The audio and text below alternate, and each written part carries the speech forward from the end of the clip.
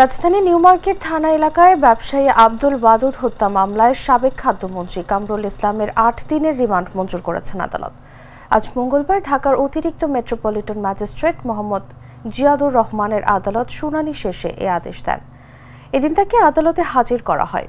এরপর মামলার তদন্ত কর্মকর্তা রমনা জোনাল টিমের পরিদর্শক জাহাঙ্গীর আরিফ তার ১০ দিনের রিমান্ডে নিতে আবেদন করেন। এ সময় আসামি পক্ষে তার আইনজীবী রিমান্ড বাতিল ও জামিন চেয়ে আবেদন করেন। অন্যদিকে রাষ্ট্রপক্ষ জামিনের বিরোধিতা করেন। উভয় পক্ষে শুনানি শেষে আদালত জামিন নামঞ্জুর করে রিমান্ডের আদেশ দেন।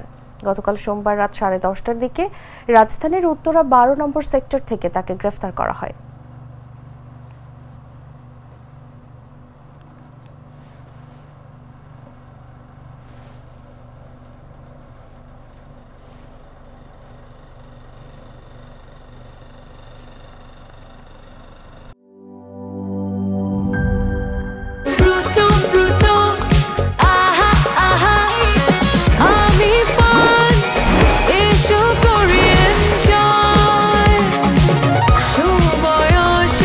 প্রাণ ফ্রুটো, সময় অসময় ফ্রুটোময়।